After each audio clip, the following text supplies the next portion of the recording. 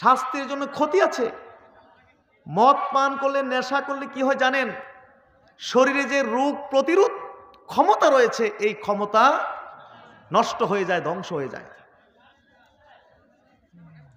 যারা নেশা করে এদের কিডনি খুব দ্রুত ড্যামেজ হয়ে যায়, নষ্ট হয়ে যায়। নেশাখোরদের লিভার নষ্ট হয়ে যায়। মাদক বা নেশা গ্রহণ করলে সাময়িকভাবে যৌনাসক্ত বৃদ্ধি পেলেও একটি মানুষ খুব দ্রুত যৌন শক্তি হারিয়ে ফেলে, যৌন শক্তি নষ্ট হয়ে যায়, ধ্বংস হয়ে যায়। এইভাবে অসংখ্য রোগ ব্যাধি শরীরের মধ্যে বাসা বাঁধে এবং একজন মানুষকে অতি দ্রুত মৃত্যুর দিকে ঠেলে দেয়। Bismillahir Rahmanir Rahim. Subscribe my channel Gausifa SD Media. আসসালামু আলাইকুম ওয়া রাহমাতুল্লাহি ওয়া বারাকাতুহু। নাহমাদুহু ওয়া নাস্তাঈনুহু ওয়া নাস্তাগফিরুহু ওয়া নু'মিনু বিহি ওয়া নাতাওয়াক্কালু আলাইহি ওয়া নাউযু বিল্লাহি মিন শুরুরি আনফুসিনা ওয়া মিন সাইয়্যাতি আমালিনা। من يهده الله فلا مضل له ومن يضلله فلا هادي له ونشهد أن لا إله إلا الله وحده لا شريك له ونشهد أن سيدنا ونبينا وشفيعنا ومولانا محمدا عبده ورسوله الذي أرسله بالحق بشيرا ونذيرا وداعيا إلى الله بإذنه وسراجا منيرا فقد قال الله تعالى في كلامه المجيد أعوذ بالله من الشيطان الرجيم بسم الله الرحمن الرحيم يا أيها الذين آمنوا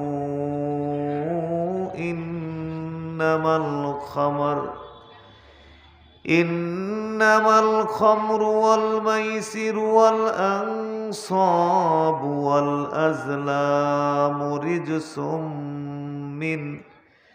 رجس من عمل الشيطان فاجتنبوه لعلكم تفلحون.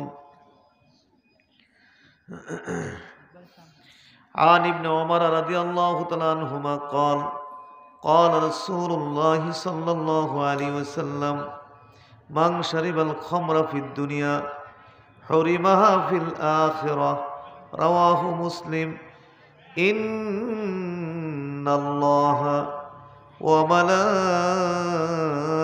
وملائكته يصلون على النبي يا أيها الذين آمنوا صلوا عليه وسلموا تسليما.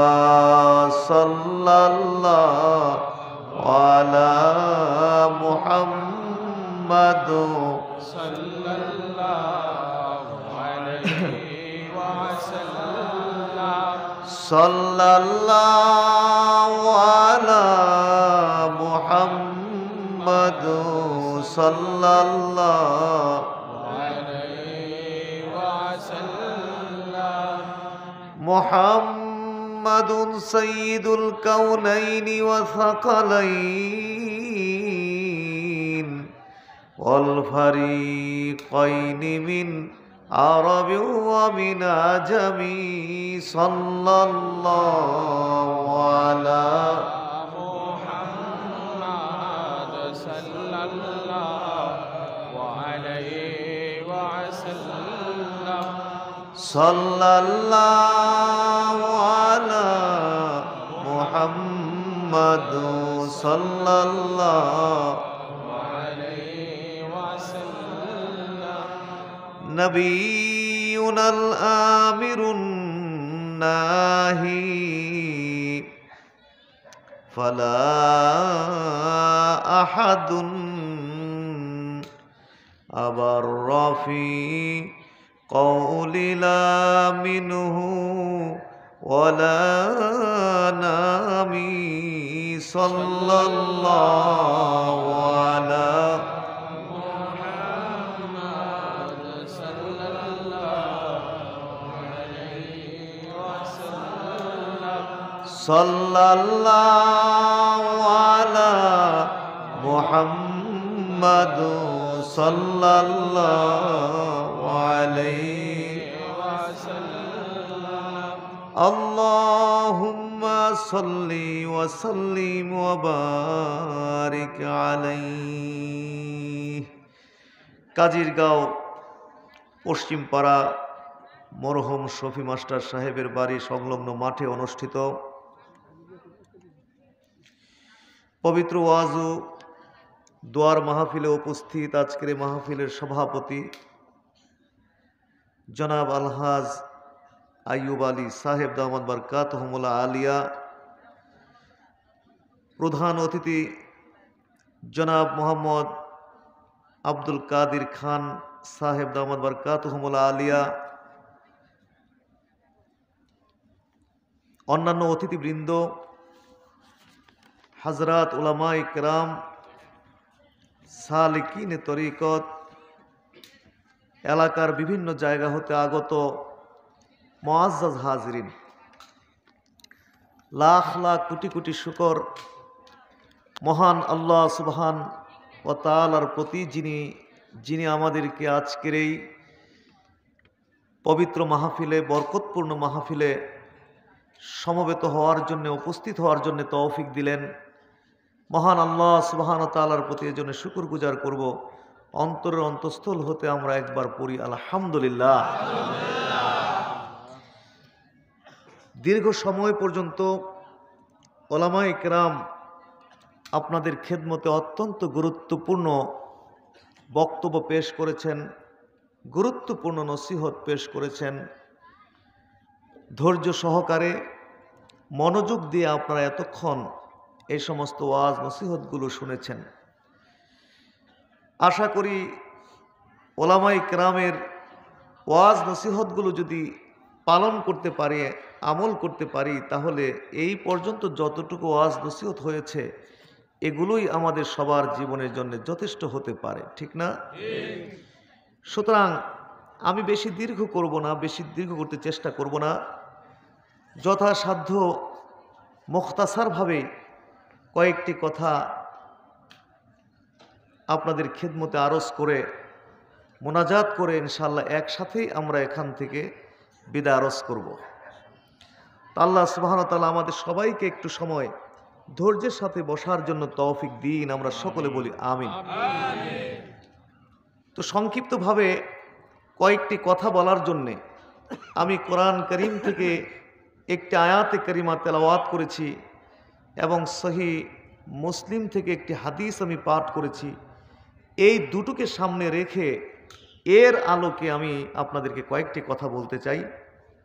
তো এই আয়াতে কারিমা এবং হাদিস খানার মধ্যে মহান আল্লাহ এবং মহানবী মুহাম্মদ রাসূলুল্লাহ সাল্লাল্লাহু আলাইহি ওয়াসাল্লাম একটি গুরুত্বপূর্ণ বিষয়ে আমাদের উদ্দেশ্যে ওয়াজ করেছেন, আমাদের উদ্দেশ্যে নসিহত করেছেন, আমরা বলি আলহামদুলিল্লাহ।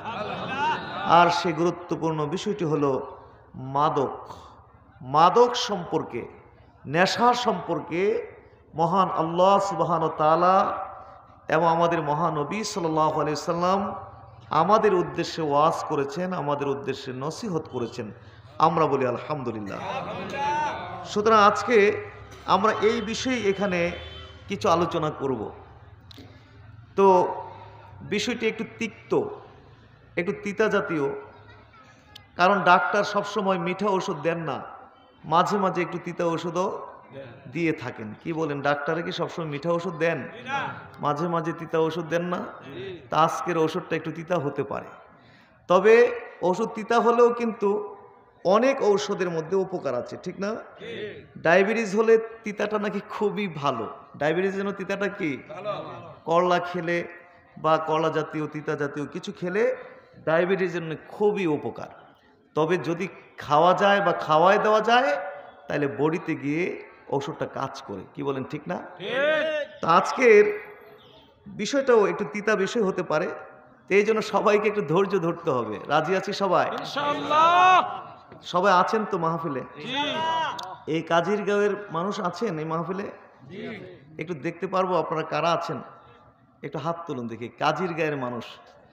কারণ আপনাদের কাছেই মূলত আশা। আপনারা যদি না থাকেন তাইলে তো হবে না, প্রথমে আপনারাই থাকতে হবে। কি বলেন, ঠিক না? বলুন আলহামদুলিল্লাহ। আমি অনেক সময় মুরব্বীদের মধ্যে এবং যুবকদের মধ্যে একটা ইলেকশন দিই, যারা বেশি হয় তারা বিজয়ী হয়। তা আজকে কি সেই ইলেকশনটা দিব নাকি?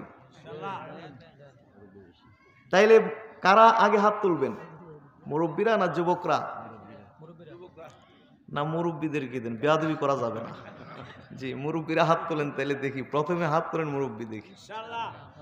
দুই হাত তুললে হবে না, এক হাত তুলতে হবে, কারণ ফ্রেশ নির্বাচন হবে তো, দুর্নীতি হবে না। ঠিক আছে, এবার যুবক হাত তোলেন দেখি। যুবক, জি, ওলামায়ে কেরাম।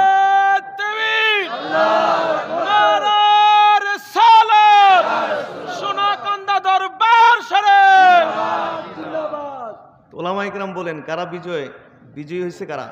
যুবক। মুরব্বীরা বেজার হয়ে গেছেন। আপনারা তো ওয়াজে আসতে আসতে বুড়া হয়ে গেছেন, এখন বেশি আশা লাগবে না, একটু কম কম আসলেও হবে। এখন বেশি আসতে হবে আপনাদের সন্তানদের, বলেন ঠিক না? যুবকদেরকে বেশি এখন আসতে হবে। তো যাই হোক, ইনশাআল্লাহ আজকে আপনাদের একটু কষ্ট হবে, কষ্ট দিতেই আমি এসেছি, সুতরাং কষ্ট আপনাদেরকে আজকে একটু করতেই হবে। তো আমি আগে কথাবার্তা একটু ক্লিয়ার করে নিলাম। তো ইনশাআল্লাহ সবাই একটু থাকবেন। আল্লাহ আমাদের সবাইকে ধৈর্যের সাথে বসার তৌফিক দিন, বলুন আমিন। তো মাদক সম্পর্কে, নেশা সম্পর্কে বলবো, কারণ আজকে শহর থেকে শুরু করে একেবারে নিভৃত গা পাড়া গা পর্যন্ত মাদক এবং নেশায় সয়লাভ হয়ে গেছে। সুশীল সভ্য সমাজ হতে শুরু করে রাজনীতিবিদ, শিক্ষাবিদ, এমনকি নারী পুরুষ, যুবক যুবতী, এমনকি ভিক্ষুক পর্যন্ত, টোকাই পর্যন্ত বর্তমানে নেশা করে ড্রাগ এডিক্টেড বা নেশাগ্রস্ত হয়েছে এবং হচ্ছে। কি বলেন, ঠিক না? যার কারণে আমাদের সমাজে এবং দেশে চুরি, ডাকাতি, ছিনতাই, সন্ত্রাসী, খুন, হত্যা, ধর্ষণ, গণধর্ষণ ব্যাপকভাবে, উদ্বেগজনকভাবে বৃদ্ধি পাচ্ছে। যদি এই অবস্থা চলতে থাকে, অদূর ভবিষ্যতে এই দেশে মানুষ বাস করতে পারবে না।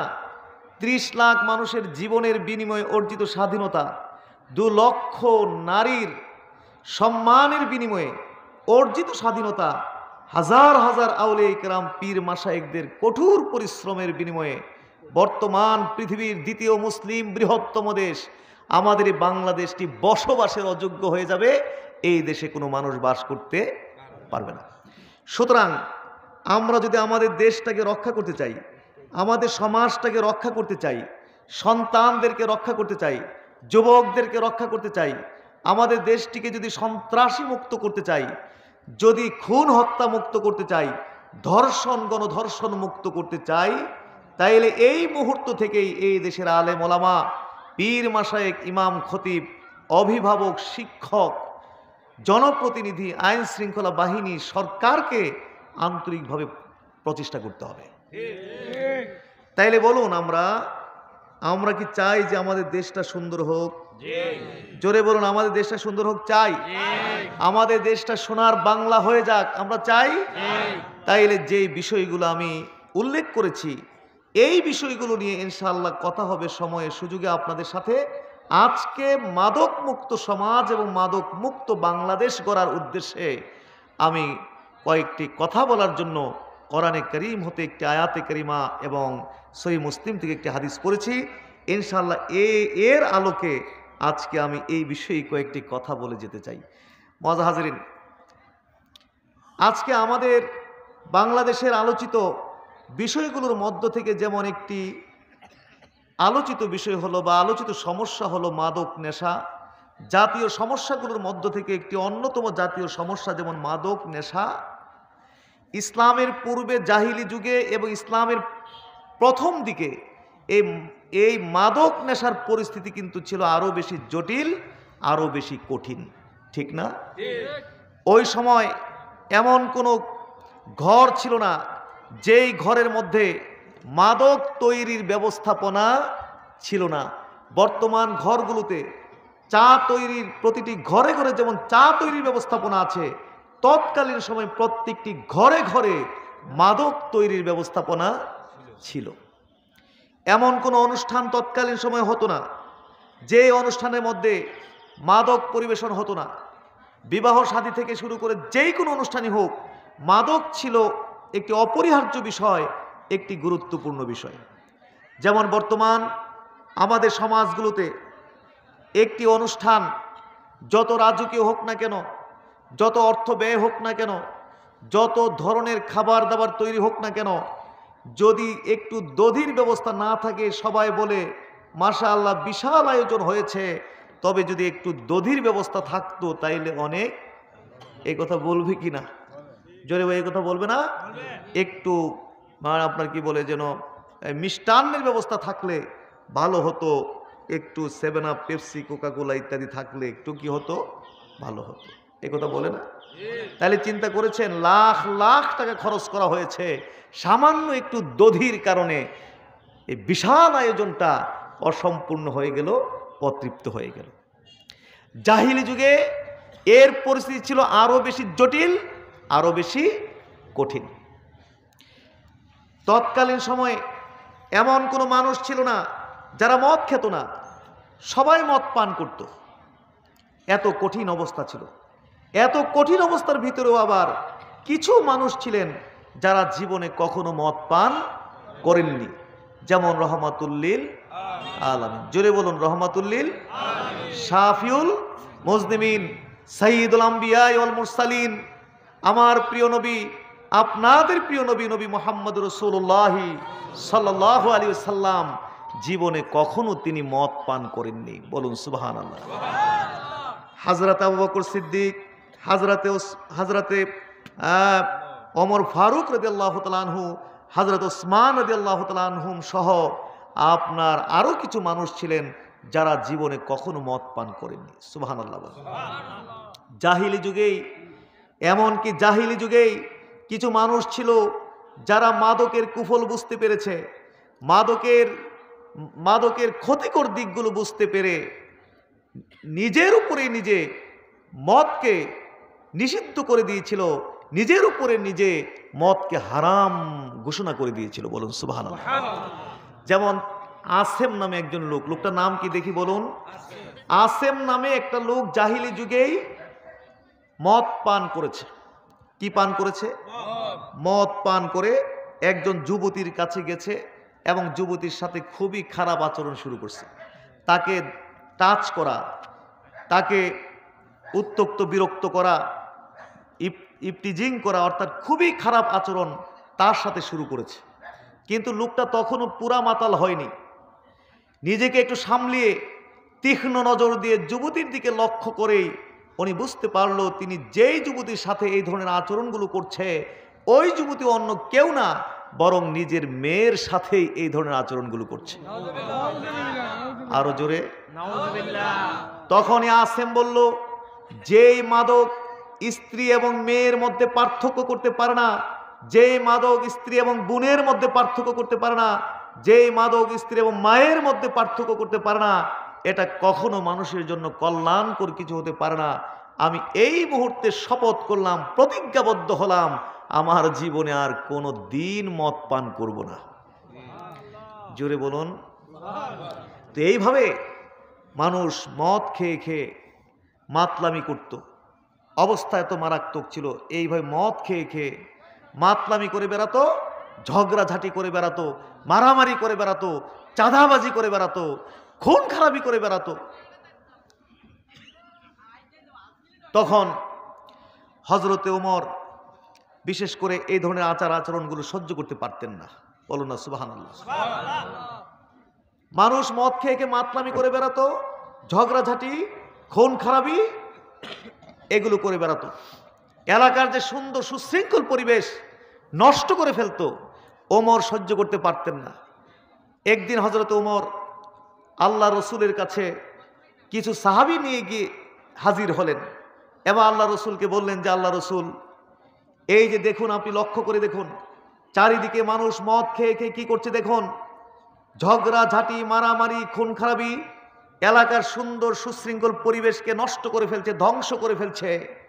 মদ জুয়ার এত ক্ষতি থাকার পরেও আল্লাহর পক্ষ থেকে এই পর্যন্ত আমরা মদ জুয়ার ব্যাপারে কোনো বিধান পাচ্ছি না, অথচ আল্লাহ তাআলা এত বিধান নাজিল করতেছেন আপনার মাধ্যমে আমাদের জন্য, কিন্তু মদ জুয়ার এত ক্ষতি, এর পুরো মদ জুয়ার ব্যাপারে আমরা কোনো বিধান আল্লাহর পক্ষ থেকে পাচ্ছি না। আমরা এই জন্য আপনার কাছে আসলে একটু জানতে এসেছি যে এই মদ জুয়ার জিনিসগুলো কি, আমাদেরকে একটু এই ব্যাপারে বলুন। বলুন না সুবহানাল্লাহ। আল্লাহর রসুল কিচ্ছু বললেন না, কারণ ওমা ইয়ান্তিকু আনিল হাওয়া ইন হুয়া ইল্লা ওয়াহয়ু ইউহা। নবী ওহী ছাড়া কোনো কথা কন না, এই জন্য তিনি কিচ্ছু বললেন না, তিনি চুপ থাকলেন এবং ওহীর জন্য তিনি অপেক্ষা করতে লাগলেন। বলুন সুবহানাল্লাহ। এরই মধ্যে মহান আল্লাহ আমার নবীর উপরে আয়াতে কারিমা নাজিল করে দিলেন। ইয়া আইয়ুহাল্লাযীনা আমানু, আল্লাহ তাআলা নবীর উপরে আয়াতে কারিমা নাজিল করে দিলেন, ইয়াসআলুনাকা আনিল খামরি ওয়াল মাইসির কুল ফীহিমা ইসমুন কাবীরু ওয়া মানাফিউ লিন-নাস ওয়া ইসমুহুমা আকবারু মিন নাফিহিমা। বলুন সুবহানাল্লাহ।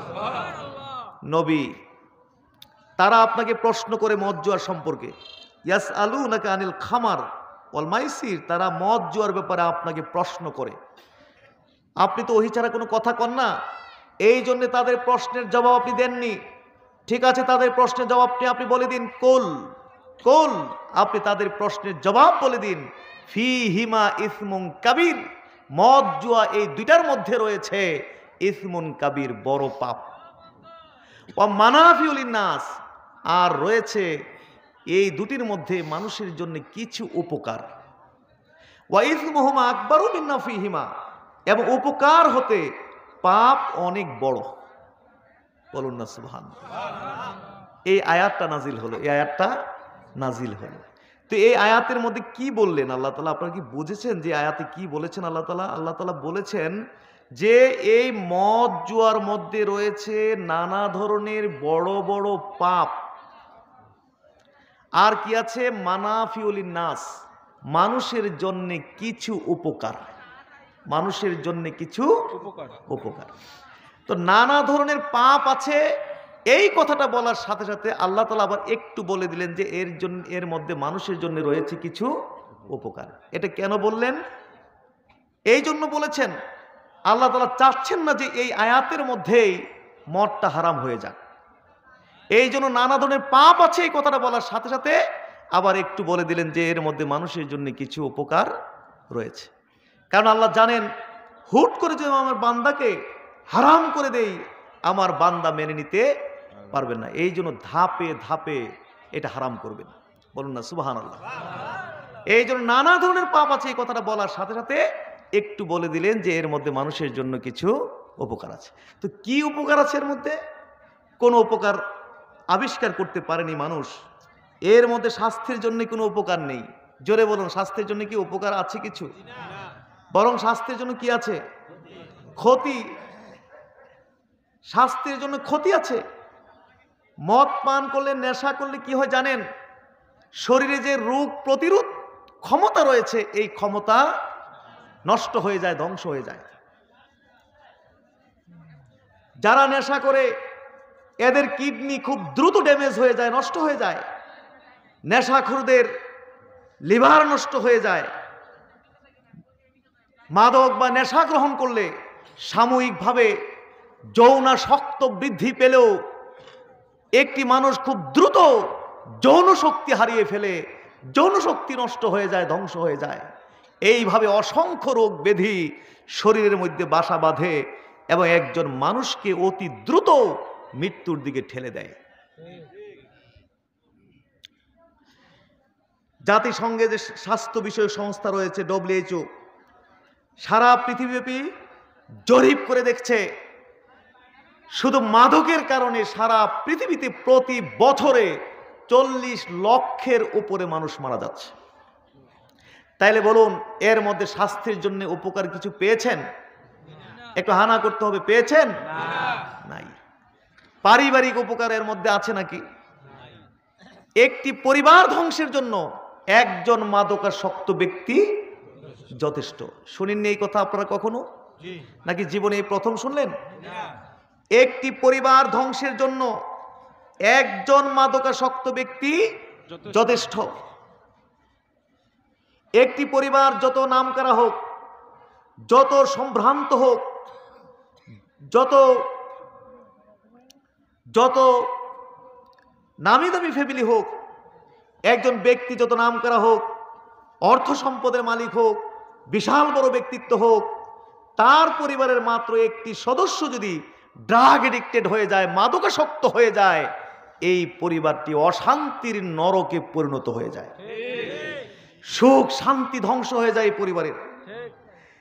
24 ঘন্টা আতঙ্কের মধ্যে থাকতে হয়, না জানি তার দ্বারা কোন অঘটন ঘটে আর গোটা পরিবার ধ্বংস হয়ে যায়। 24 ঘন্টা আতঙ্কের মধ্যে থাকতে হয়, না জানি সে কাকে খুন করে ফেলে, না জানি সে কাকে ধর্ষণ করে ফেলে, এই আতঙ্কের মধ্যে থাকতে হয়। আজকে এই জন্য দেখা যাচ্ছে আমাদের বাংলাদেশে দেখা যাচ্ছে এজন্য মাদকাসক্ত ভাইয়ের হাতে বহু ভাই খুন হচ্ছে, মাদকাসক্ত বন্ধুদের হাতে বন্ধুরা খুন হচ্ছে, মাদকাসক্ত স্বামীর হাতে স্ত্রী নির্যাতিত হচ্ছে। পাশ্চাত্যের পারিবারিক ব্যবস্থাগুলো যেমন ভেঙ্গে চুরমার হয়ে ধ্বংস হয়ে যাচ্ছে, আমাদের দেশের পারিবারিক ব্যবস্থাও সেই ধ্বংসের দিকে দিন দিন চলে যাচ্ছে।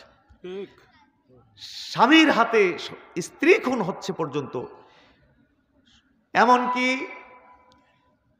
মাদকাসক্ত পিতার হাতে কলিজার টুকরা সন্তান খুন হচ্ছে, কলিজার টুকরা সন্তানের হাতে পিতামাতা পর্যন্ত। ঠিক না? ঐশীর কথা মনে আছে আপনাদের? এই মেয়েটি বাংলাদেশের পুলিশের শীর্ষস্থানীয় একজন অফিসারের মেয়ে ছিল। বিশ্ববিদ্যালয়ে, একটি প্রাইভেট বিশ্ববিদ্যালয়ে পড়াশোনা করত।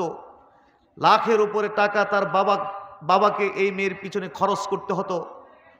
খারাপ বন্ধুদের সাথে মিশে প্রথমে বিড়ি সিগারেট, তারপর ইয়াবা, হিরোইন, বিভিন্ন ধরনের মদে অভ্যস্ত হয়ে যায়।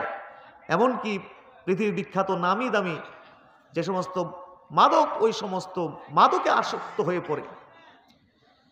বাপ মা টের পেয়ে গেছে, সর্বনাশ হয়েছে, আমাদের মেয়ে তো নেশাগ্রস্ত, ড্রাগ এডিক্টেড, এখন আমাদের অবস্থা কি হবে? এত বিশাল ব্যক্তি, তার মেয়ের এই অবস্থা হলে তো তারও ক্ষতি হবে, হইচই করেও তো হবে না, তাকে এর থেকে কিভাবে ফিরিয়ে আনা? চিন্তা করলো কৌশল করতে হবে, চিল্লাচিল্লি করলে হবে না। কৌশল হিসাবে চিন্তা করলো যে টাকা পয়সা যে পরিমাণ দিতাম প্রতি মাসে, পরিমাণটা একটু কমাই দেব। যেই মাত্র একটু পরিমাণ কমাইতে গেছে, তখনই এই মেয়ে বাপ মার সাথে বিশাল ঝগড়াঝাটি, বাঘ বিতনটা, তর্কাতর্কি এই সমস্ত শুরু করেছে। এক পর্যায়ে মেয়ে ক্ষুব্ধ হয়ে করলো কি জানেন আপনারা? দুধের সাথে ঘুমের ঔষধ মিশিয়ে বাপ মা উভয়কে পান করিয়ে দিয়ে গভীর রাত্রে ক্ষুব্ধ হয়ে মাতাল হয়ে এই মেয়ে নিজ হাতে বটি দিয়ে নিজের বাপ মা দুজনকে জবাই করে দেয়। এত আস্তে বললে হবে না। বর্তমানে সে তার সাজা ভোগ করছে। একটি ঘটনা মাত্র শোনালাম আপনাদেরকে। আমাদের বাংলাদেশে শুধু এরকম একটি ঘটনা না, আরো ঘটনা আছে নাকি নাই? আরো জোরে বলুন, আছে নাকি নাই? তাইলে বলুন, পারিবারিক কোনো উপকার কি পেয়েছেন? সামাজিক উপকারও এর মধ্যে নেই। আমরা এত খারাপ, এত নিচে, এত অধঃপতিত হয়ে গেছি, হিংসার আগুনের তীব্রতা এত বেশি আমাদের ভিতরে। কারো ছেলে মেয়ে যদি নষ্ট হয়ে যায়, চোর হয়ে যায়, ডাকাত হয়ে যায়, সন্ত্রাসী হয়ে যায়, খুনি হয়ে যায়, খারাপ হয়ে যায়, মনে মনে আমরা উপর দিক থেকে যেমনই দেখাক না কেন ভিতরে ভিতরে আমরা খুশি হই। আরো জোরে নাউজুবিল্লাহ। কিন্তু এই চিন্তা আমি করি না, তার ছেলেটা আজকে নষ্ট হয়ে গেছে, তার ছেলের দ্বারা তো আমার ছেলেটাও নষ্ট হয়ে যেতে, সমাজের 10টা যুবক নষ্ট হতে পারে তার দ্বারা। আর এইভাবে আজকে আমাদের যুব সমাজ ধ্বংসের দিকে চলে যাচ্ছে। প্রথমে একজন, তার দ্বারা আরেকজন, এইভাবে হতে হতে বাংলাদেশের পরিস্থিতি কোথায় গিয়ে দাঁড়িয়েছে এখন জানেন? বিশেষ করে শহরের এমন কোনো অলিগলি আপনি পাবেন না যেখানে নেশা চলে না, যেখানে নেশা চলে না। এমন কি শুধু শহরে কেন, বাংলাদেশের এমন কোনো গ্রাম বর্তমানে খুঁজে পাবেন না যে গ্রামের মধ্যে এখন নেশাখোর নাই, এবং খুবই সঙ্গবদ্ধ। এই নেশাখোর যারা, তারা সবাই সঙ্গবদ্ধ হয়ে চলে, সঙ্গবদ্ধ হয়ে চলে। এবং তাদের কাজটা কি জানেন?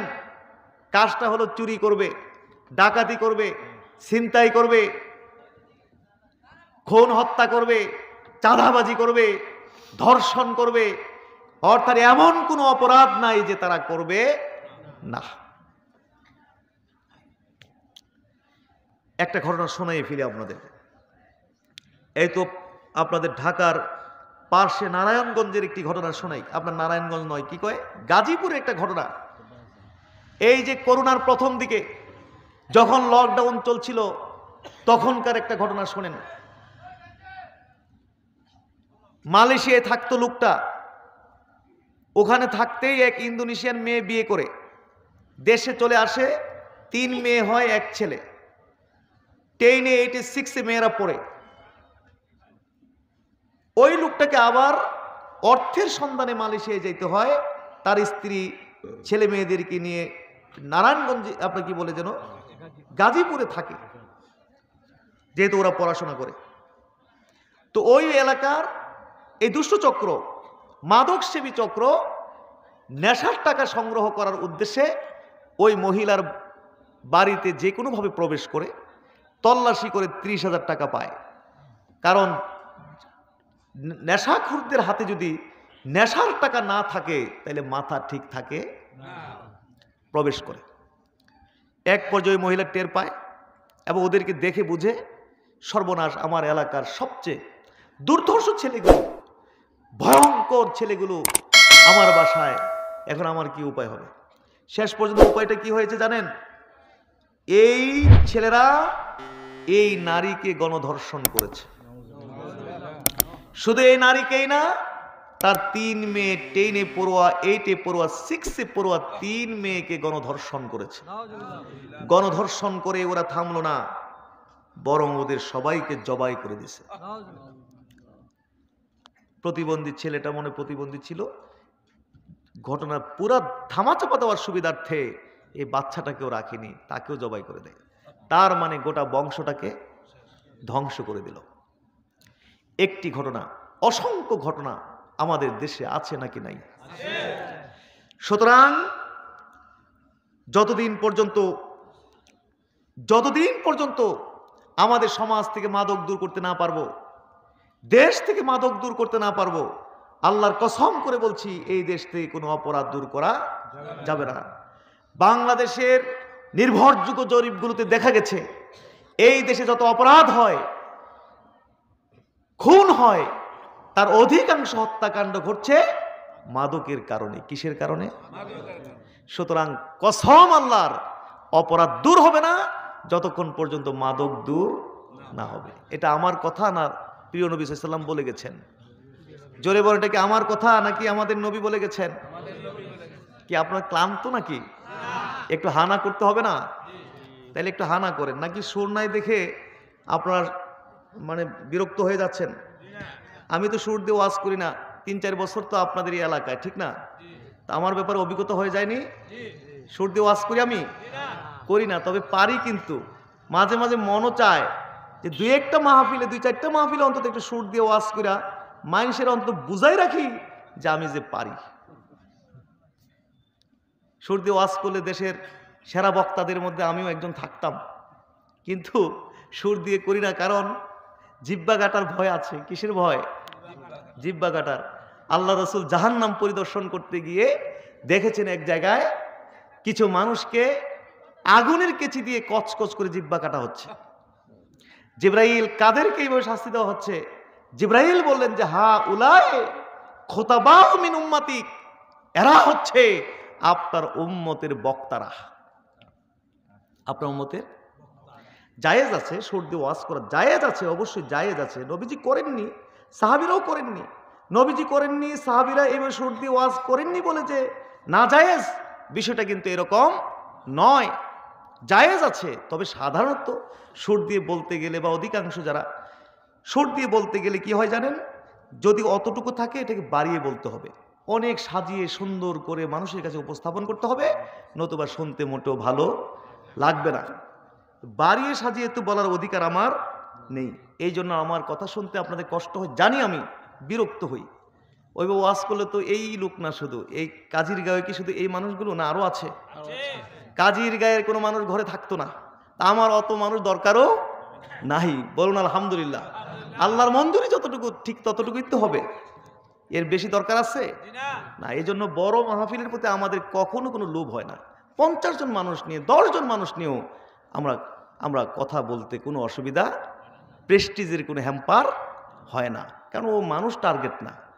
এখানে টার্গেট বা নিজের ভাইরাল, নিজেকে কোটি কোটি মানুষের কাছে উপস্থাপন করতে হবে, জানান দিতে হবে, এটা আমাদের মুখ্য কোনো উদ্দেশ্য না। 5টা মানুষ যদি এর মধ্যে ঠিক হয়ে যায়, এটা আমাদের জন্য যথেষ্ট। বলুন আলহামদুলিল্লাহ। তো এই জন্য আমার কথা শুনতে কষ্ট হয় এবং হবে, তবু আমি প্রত্যেক দিন এসে তো আপনাদের কাছে বসে থাকি না কষ্ট দেওয়ার জন্য। বছরে হয়তো একবার কষ্ট দিতে আসি, তো বছরে একবার কষ্ট করতে পারবেন না আপনারা? হাত তুলতে পারবেন একবার? বলুন আল্লাহুম্মা আমিন। তবে বেশি কষ্ট দেব না, অল্প সময় বিদায় দিয়ে দিব। আজ থেকে 1500 বছর আগে নবী বলে গেছেন, লা তাশরাবুল খামার ফাইন্নাহা মিফতাহু কুল্লি শার। নবী বলে গেছেন যে তোমরা মদ খাবে না, কারণ মদ হচ্ছে সমস্ত অন্যায় অপরাধের উৎস। অন্যায় অপরাধের উৎস। কে বলছেন এই কথা? হযরত উসমানকে আপনারা চিনেন? জোরে বলে হযরত উসমান রাদিয়াল্লাহু তাআলা আনহুকে চিনেন আপনারা? তিনি যখন রাষ্ট্রীয় ক্ষমতায়, তিনি যখন মুসলিম জাহানের অধিপতি, মুসলিম জাহানের প্রেসিডেন্ট, তখন তিনি জাতির উদ্দেশ্যে একটি ভাষণ দিয়েছিলেন। সুনান নাসাইর মধ্যে তার ভাষণটা এসেছে। জাতির উদ্দেশ্যে ভাষণ দেন না আমাদের মহামান্য রাষ্ট্রপতি? তিনি কি জাতির উদ্দেশ্যে ভাষণ দেন কিনা? প্রধানমন্ত্রী, মাননীয় প্রধানমন্ত্রী জাতির উদ্দেশ্যে ভাষণ দেন কিনা? হ্যাঁ, এটা ইসলামের নিয়ম। ওসমান রাদিয়াল্লাহু তাআলা আনহু যখন জাতির উদ্দেশ্যে ভাষণ দিলেন, তখন ভাষণ দিতে গিয়ে তিনি বললেন কি, ইজতানিবুল খামার ফাইন্নাহা উম্মুল খাবায়েস। তোমরা মদ বর্জন করো, কারণ মদ হচ্ছে সমস্ত অন্যায় অপরাধের উৎস। অন্যায় অপরাধের উৎস। এই অংশ বলে তিনি পূর্বের যুগের একটি ঘটনা উল্লেখ করলেন। পূর্বের যুগের ঘটনা, সেটা কি 1 মিনিটে বলে ফেলি। ইন্নাহু কানা রাজুলুম মিম্মান খালা কাবলাকুম তাআব্বাদা। তোমাদের পূর্ববর্তী যুগে একজন আল্লাহর ওলি ছিলেন। সুবহানাল্লাহ। ইন্নাহু কানা রাজুলুন, নিশ্চয় ছিল একজন লোক, মিম্মান খালা কাবলাকুম, তোমাদের পূর্ববর্তী যুগে, তাআব্বাদা, লোকটা খুব ইবাদত করত।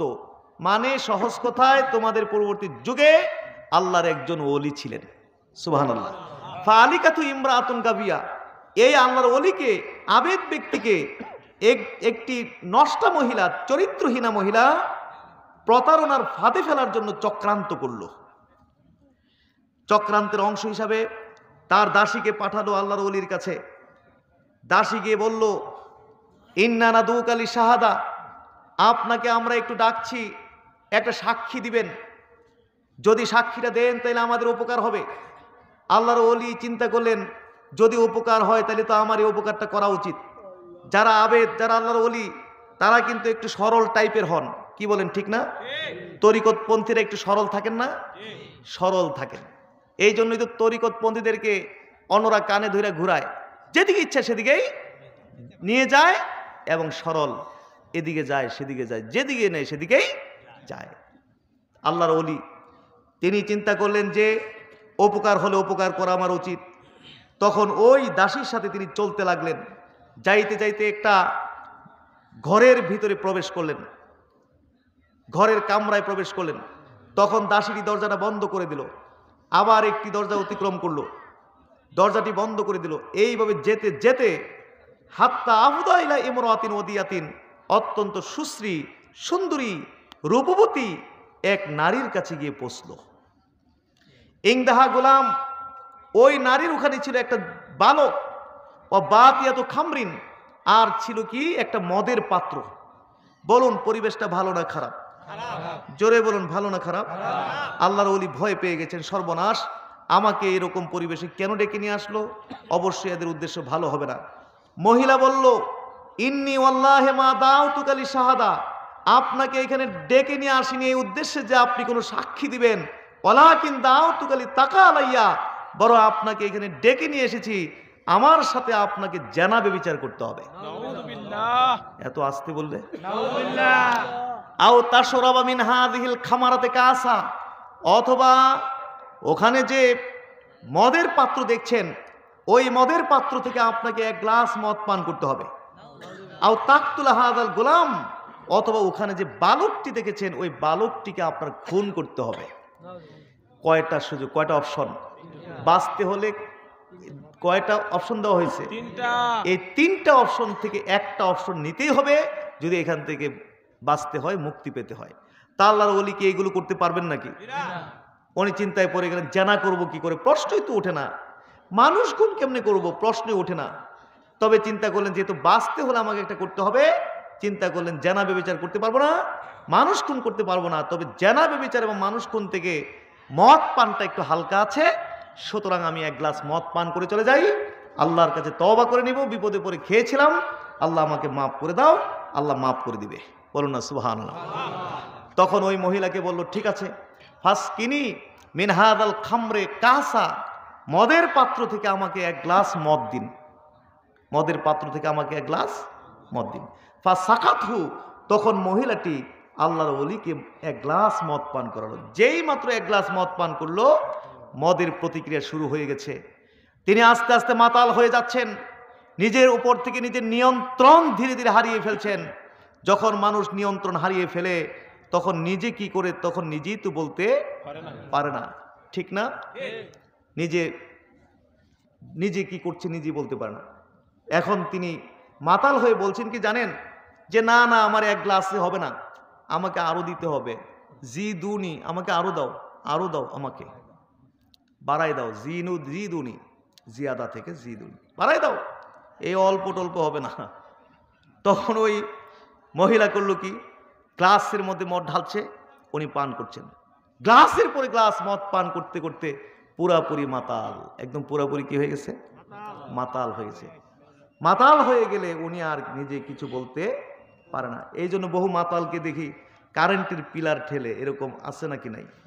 কারেন্টের পিলার ঠেলে বাড়িতে নিব বলে, এই পিলার বলে বাড়িতে নিব, হের বাড়িতে এরকম একটা পিলার আছে, তো মনে করছে এই পিলারটা মনে হের বাড়ির পিলারটা, এখানে আইলো কেমনে, এটা বাড়িতে নিয়ে যাবো, এই যে ঠেলতেছে সারা রাত ঠেললা, শেষ রাতে যখন মাথা ঠিক হয় তখন বুঝে হায় হায় সারা রাত কই ঠেললাম, এটা দি অন্য জায়গা, এরকম আছে না নাই? তো উনি তো পুরো মাতাল হয়ে গেছে, পান করতে করতে করতে করতে মাতাল পুরা হয়ে গেছে, নিজে কি করছে নিজেই জানে না। শেষ পর্যন্ত এই আল্লাহর ওলি কি করলো জানেন? হাত্তা ওয়াকা আলাইহা, এমনকি ওই মহিলার সাথে জেনা ব্যভিচার করলো। শুধু জেনা ব্যভিচারই নয়, ও কাতালান নাফস, ওই যে বালকটি ছিল ওই বালকটিকেও খুন করে ফেলছে। হযরত ওসমান তার রাষ্ট্রীয় ভাষণে এই ঘটনা উল্লেখ করে তিনি পুনরায় জনগণকে লক্ষ্য করে বললেন, ফাজতানিবুল খামার ফাইন্নাহা উম্মুল খাবায়েস, অতএব তোমরা মদ বর্জন করো, কারণ মদ হচ্ছে সমস্ত অন্যায় অপরাধের উৎস, অন্যায় অপরাধের উৎস। বলুন না সুবহানাল্লাহ। সুতরাং যতদিন পর্যন্ত আমার দেশ থেকে, সমাজ থেকে মাদক দূর করতে না পারবো, আল্লাহর কসম করে বলছি ততদিন পর্যন্ত এই দেশ থেকে সন্ত্রাসী বন্ধ করা যাবে, খুন হত্যা বন্ধ করা যাবে না, ধর্ষণ, গণধর্ষণ, মহাধর্ষণ এই দেশ থেকে বন্ধ করা যাবে না। হাজরিন, অনেক লম্বা কথা, আমি এই আয়াতের প্রসঙ্গে বলতে গেলে অনেক কথা রয়ে গেছে। আজকে আমাকে খুব কেটে ছেটে ছোট করে আমাকে ফিরতে হবে, দ্রুত ফিরতে হবে। সুতরাং আমি এই আয়াতের প্রসঙ্গে আর বড় করতে যাচ্ছি না। তাইলে এখানে আল্লাহ তাআলা বলছেন নানা ধরনের পাপ আছে, আছে না নাই? আবার আল্লাহ বলছেন যে এর মধ্যে কিছু উপকারও আছে। উপকার কি আছে এবার বলতে গেলে আরো অনেক লম্বা সময়ের কথা, আমি আর সময় নিয়ে বলতে পারবো না। হ্যাঁ, তবে একটা কথা এখানে যে আল্লাহ তাআলা এখানে নানা ধরনের পাপ আছে এই কথাটা বলার সাথে সাথে একটু বলে দিলেন যে এর মধ্যে মানুষের জন্য কিছু উপকার আছে। কেন বললেন? আল্লাহ চাচ্ছেন না যে এই আয়াতের মধ্যে মদটা কি হয়ে যাক, হারাম হয়ে যাক। বলুন না সুবহানাল্লাহ। জি, তাইলে এই আয়াতের প্রসঙ্গে বলতে গিয়ে আর লম্বা করলাম না, আসুন আমরা মূল জায়গায় আবার চলে আসি। আয়াতটা যে নাজিল হয়েছিল, বলুন দেখি এই আয়াতের মধ্যে কি মদটা হারাম হয়েছে? জোরে বল, মদ কি হারাম হয়েছে? হারাম হয় নাই, হারাম হয় নাই, শুধু আয়াতটা নাজিল হয়েছে। এরপরও অসংখ্য অগণিত লোক মদ ছেড়ে দিছে। বলুন সুবহানাল্লাহ। কি ছেড়ে দিছে? মদ ছেড়ে দিছে। আর কিছু লোক বলছে যেহেতু এখানে হারাম হয় নাই, সুতরাং ছাড়া না ছাড়ার মধ্যে তেমন কি আছে? কারো মনে চাইলে খাইবে, কারো মনে না চাইলে খাবে না, কারো মনে চাইলে খায়, কারো মনে না চাইলে খায় না। এইভাবে চলতেছে। চলতে চলতে চলতে চলতে একটা ঘটনা ঘটে গেছে কি জানেন? একজন সাহাবীর ঘরে খাবার দাবারের প্রোগ্রাম ছিল। কিসের প্রোগ্রাম? খাওয়া দাওয়ার প্রোগ্রাম। ওখানে মদের ব্যবস্থাও রাখা আছে, কারণ মদ তো হারাম না, ইচ্ছা হলে কেউ খাবে নতুবা খাবে না। যেমন আমাদের প্রোগ্রামগুলোতে 7 আপ পেপসি থাকে, কারো মনে চাইলে খাবে, কারো মনে চাইলে, মদ তো হালাল, সুতরাং কারো মনে চাইলে খাবে, কারো মনে না চাইলে ব্যবস্থা রাখা আছে। তো যারা পান করেছিলেন তাদের মধ্য থেকে একজন মাগরিবের নামাজের ইমামতি করলেন, সূরা কাফিরুন তেলাওয়াত করলেন। এই সূরা কাফিরুনের মধ্যে মাদকের প্রতিক্রিয়ার কারণে একটা বড় গন্ডগোল বাজাই দিলেন। সেটা কি? কুল ইয়া আইয়ুহাল কাফিরুন লা আ'বুদু মা তা'বুদুন, কাফেররা তোমরা যাদের ইবাদত করো, পূজা করো, আমি তার ইবাদত পূজা করি না। বলুন সুবহানাল্লাহ। কিন্তু মাদকের প্রতিক্রিয়ার কারণে যে লাটা আছে, এই লাটা কি হয়ে গেছে? ডিলিট হয়ে গেছে। জোরে বলুন, লাটা কি হয়ে গেছে? কুল ইয়া আইয়ুহাল কাফিরুন, কুল ইয়া আইয়ুহাল কাফিরুন লা আ'বুদু, যে এই লাটা ডিলিট হয়ে গেছে। আ'বুদু মা তা'বুদুন, কাফেররা তোমরা যাদের ইবাদত করো, পূজা করো, আমিও তাদের ইবাদত করি, পূজা করি। ছোট গন্ডগোল না বড় গন্ডগোল? তাইলে আসতে হবে না জোরে হবে? অনেক জোরে বলুন নাউজুবিল্লাহ। হ্যাঁ, আল্লাহ রসুলের কাছে নামাজের পরে সাহাবীরা গিয়ে বললেন যে আল্লাহ রসুল এই ঘটনা। আল্লাহ রসুল কিচ্ছু বললেন না, কারণ নবী ওহী ছাড়া কোনো কথা কন না, তিনি ওহীর অপেক্ষা করতে লাগলেন। এর মধ্যে মহান আল্লাহ সুবহানাহু ওয়া তাআলা আমাদের নবীর উপরে আয়াতে কারিমা নাজিল করে দিলেন। ইয়া আইয়ুহাল্লাযীনা আমানু লা তাকরাবুস সালাতা ওয়া আনতুম সুকারা হাত্তা তা'লামু মা তাকুলুন। বলুন সুবহানাল্লাহ। ঈমানদারগণ, তোমরা নেশাগ্রস্ত অবস্থায় নামাজের কাছেও যাবে না, হাত্তা তা'লামু মা তাকুলুন, যতক্ষণ পর্যন্ত না তোমরা যা বলো তা বুঝো। যা বলো তা বুঝা পর্যন্ত নেশাগ্রস্ত অবস্থায় নামাজের কাছেও আসবে না। এই আয়াত নাজিল হয়ে গেছে। এখন সাহাবীরা দেখছেন যে সর্বনাশ, তাইলে আমরা কেমনে মদ খামু? নেশাগ্রস্ত অবস্থায় নামাজে যাওয়া যাবে না, তাইলে মদ খামু কেমনে? আর মদ খাইলে নামাজ পড়মু কেমনে? একটা মহা বিপদের মধ্যে পড়ে গেছে। বলুন না সুবহানাল্লাহ। তখন আরো অসংখ্য লোক ছেড়ে দিছে। নামাজ পড়তে অসুবিধা হবে যে জিনিস খেলে, কোনো দরকার নাই, সেটা আমরা খাবো না, বাদ।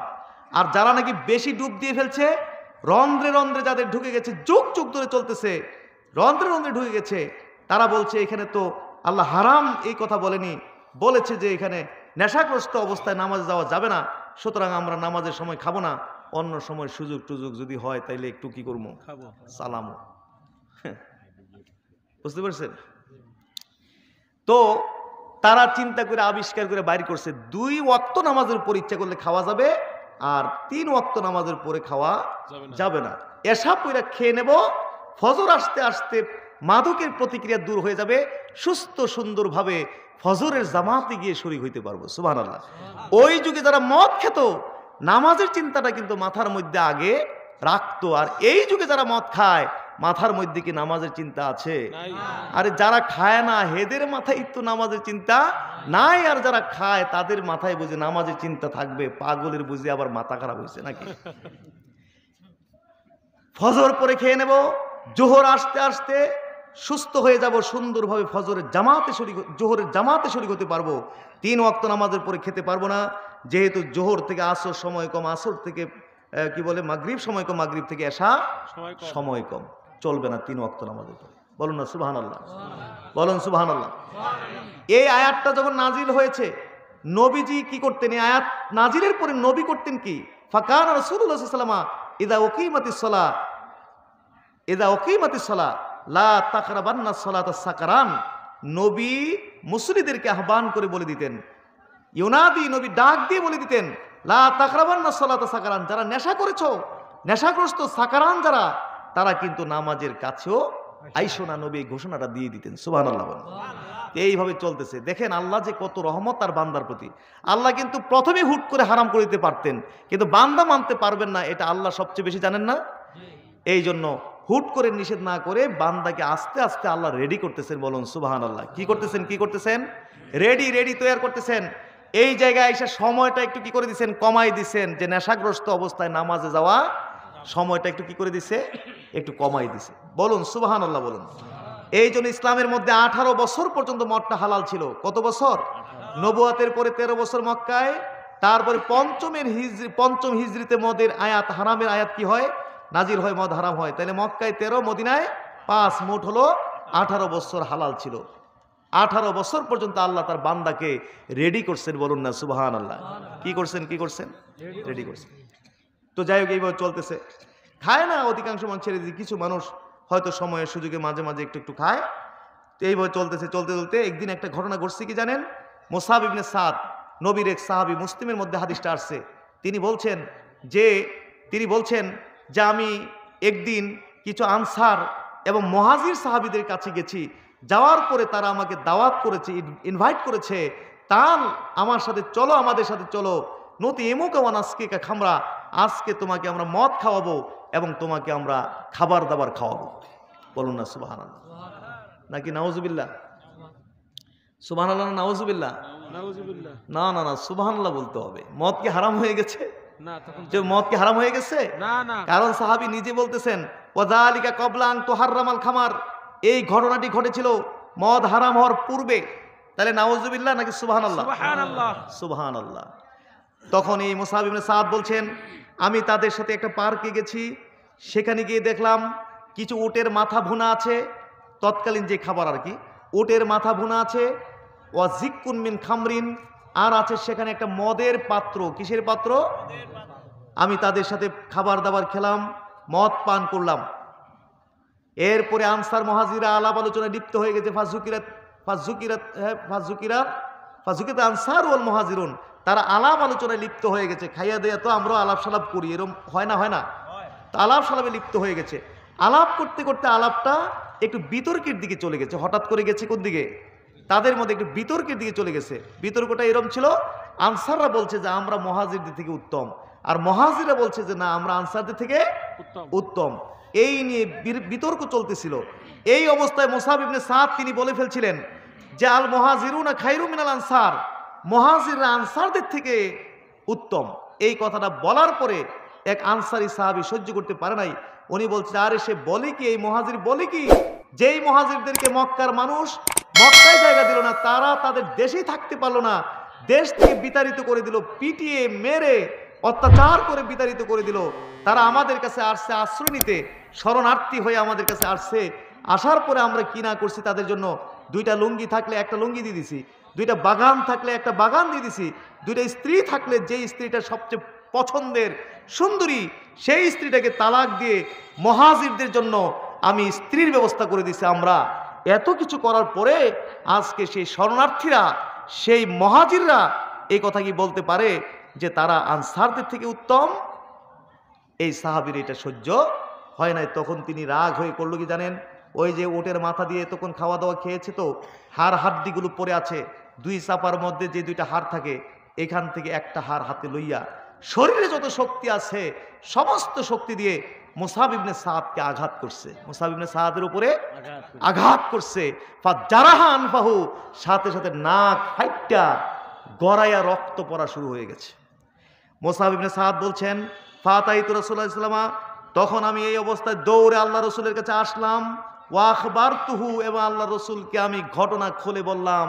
আর এই অবস্থায় মহান আল্লাহ সুবহানাহু ওয়া তাআলা আমার নবীর উপরে চিরদিনের জন্য মদ জুয়াকে হারাম ঘোষণা করে আয়াতে কারিমা নাজিল করে দিলেন। আরো জোরে বলুন সুবহানাল্লাহ। আমি ভূমিকার মধ্যে আয়াতটি পড়েছিলাম, খেয়াল আছে কিনা জানি না, আমি আরেকবার পড়ে শোনাচ্ছি। ইয়া আইয়ুহাল্লাযীনা আমানু ইন্নামাল খামরু ওয়াল মাইসিরু ওয়াল আনসাবু ওয়াল আজলাম রিজসুম মিন আমালিশ শাইতানি ফাজতানিবুহু লাআল্লাকুম তুফলিহুন। ঈমানদারগণ, নিশ্চয় মদ জুয়া, প্রতিমা পূজার বেদী, ভাগ্য নির্ধারক তীর, এইগুলো হচ্ছে রিজসুম মিন আমালিশ শাইতান, এইগুলো হইল শয়তান কর্তৃক উদ্ভাবিত অতি নিকৃষ্ট কাজ। ফাজতানিবুহু, অতএব তোমরা তা বর্জন করো। বর্জন, জোরে বলবেন না সুবহানাল্লাহ। লাআল্লাকুম তুফলিহুন, তাইলে তোমরা সফল কাম হবে। বর্জন করো। কি করো? বর্জন। চিরদিনের জন্য মদ জুয়া কি হয়ে গেছে? আরো জোরে বলুন, কি হয়ে গেছে? বলেন, হারাম হওয়ার পরে নবীর সাহাবীরা কি আর খেতেন মদ? অসংখ্য হাদিসের মধ্যে মাত্র একটা হাদিস, বুখারী মুসলিমের একটা হাদিস দিয়ে মদিনার চিত্রটা একটু বলে দেই। যেদিন এই আয়াতে কারিমা নাজিল হলো, এই আয়াতে কারিমা নাজিলের পরে মদিনার চিত্রটা কি হয়েছিল দেখুন। আনাস ইবনে মালিক রাদিয়াল্লাহু তাআলা বলছেন যে আমি আবু তালহার ঘরে কিছু মানুষকে মদ পরিবেশন করছিলাম।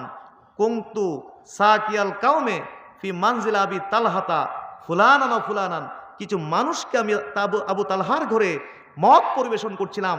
সেদিনকার মদটা ছিল ফাদিখ নামক মদ। সেদিনকার যে মদ আমি পান করাচ্ছিলাম, সেই মদের নাম কি? ফাদিখ নামক মদ পান করাচ্ছিলাম। এমন সময় নবীর আহ্বানকারী এসে ঘোষণা দিল, আলা ইন্নাল খামরা কাদ হুররিমাত, শোনো সাবধান, মদ কিন্তু হারাম হয়ে গেছে। বলুন না সুবহানাল্লাহ। ওই সময় যদি কোনো আইন বিধান আল্লাহর পক্ষ থেকে নাজিল হতো, মানুষকে জানানোর জন্য এরকম কি কোনো মাইক টেক ছিল নাকি? ফেসবুক বা কি কয় যে এগুলো ছিল? ছিল না। আহ্বানকারীকে ঘোষণা দিয়ে দিত। বলুন সুবহানাল্লাহ। নবীর আহ্বানকারী গিয়ে ঘোষণা দিয়ে দিল, আলা ইন্নাল খামরা কাদ হুররিমাত, শোনো সাবধান, মদ কিন্তু হারাম হয়ে গেছে। বলুন সুবহানাল্লাহ। আবু আনাস ইবনে মালিক রাদিয়াল্লাহু বলছেন, এই আওয়াজটা আবু তালহার কানে ঢুকার সাথে সাথে আনাসকে বললেন যে, আনাস, কাজ করো, তুমি বাহির হও, মদের মটকাগুলো বাহির করো এবং ঢেলে দাও। আমি দ্রুত বের হলাম, মদের মটকাগুলো টেনে টেনে বের করলাম এবং এইগুলো আমি ঢেলে দিলাম। বলুন সুবহানাল্লাহ। বললেন যে আমি দেখতে পেলাম মদিনার গলির দুই ধার থেকে, বাসা বাড়ি থেকে এমনভাবে মদ ঢালা হচ্ছে, ফাজারাত ফি সিকাকিল মদিনা, বৃষ্টি হলে যেমন মদিনার গলি দিয়ে পানি প্রবাহিত হয়ে যায়, আমি দেখতে পেলাম সেদিন মদিনার গলি দিয়ে বৃষ্টির পানির মতো মদ প্রবাহিত হয়ে যাচ্ছে। আরো জোরে বলুন সুবহানাল্লাহ। খেয়েছেন? এই মদ হারাম হওয়ার পরে আয়াত নাজিলের পরে কি সাহাবীরা মদ পান করেছেন? জোরে বলুন না সুবহানাল্লাহ। হ্যাঁ, এটাই মুমিন। এটাকে মুমিন বলা হয়। এটাকে কি বলা হয়? তারাও মুমিন, আমরাও মুমিন। দুই মুমিনের মধ্যে পার্থক্য আছে নাকি নাই? জোরে বলে, দুই মুমিনের মধ্যে পার্থক্য আসেনি? মুমিন, প্রকৃত মুমিন কি বলবে? সামিনা ওয়া আতানা, শুনছি আর মানছি, এই কথা বলবে। সুবহানাল্লাহ বলেন।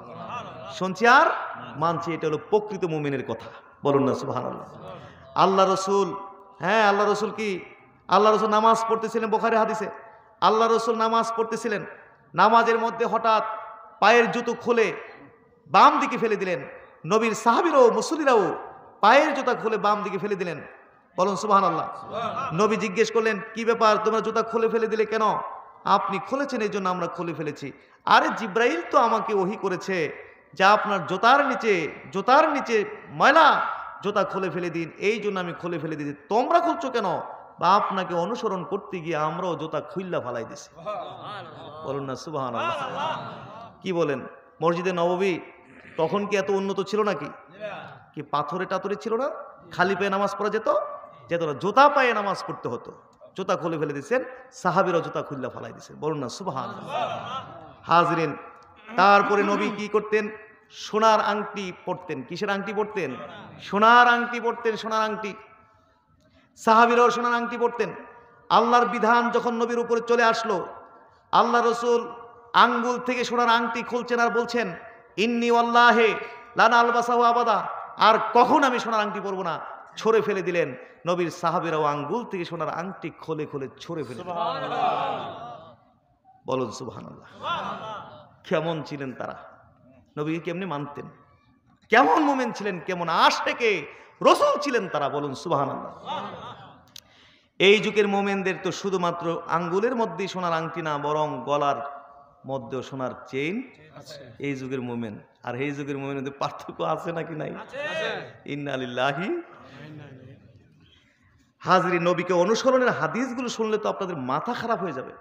অনেক হাদিস বলতে পারবো না, একটা হাদিস দিয়ে আমি সংক্ষেপে বিদায় হয়ে চলে যাই। ইবনু আবি আওফা রাদিয়াল্লাহু তাআলা আনহুমা, তিনি হাদিস বর্ণনা করে তিনি বলছেন খায়বারের যুদ্ধের দিন আমাদেরকে প্রচন্ড ক্ষুধায় পেয়ে বসলো। কিসে পাইলো? প্রচন্ড ক্ষুধা। সারাদিন যুদ্ধ করেছে না, প্রচন্ড ক্ষুধা লেগে গেছে। ক্ষুধার যন্ত্রণায় ছটপট ছটপট করতেছে সাহাবীরা, পেটে পাথর চাপা দিয়ে রেখেছে ক্ষুধার যন্ত্রণায়। গাধা জবাই হয়েছে, একদিকে ক্ষুধা, আরেকদিকে হলো মানে খায়বার বিজয়ের আনন্দ উৎসব, বলুন সুবহানাল্লাহ। যুদ্ধে বিজয়ের আনন্দ আছে না নাই? ক্ষুধার যন্ত্রণা একদিকে, আনন্দ উৎসব আরেকদিকে। গাধা জবাই হয়েছে, গোশত রান্না চলতেছে, কিছু ডেকচি টকবক টকবক করতেছে, ও বাদুহা নাদিজাত, আর কিছু ডেকচি পুরা রান্না হয়ে গেছে, বলুন সুবহানাল্লাহ।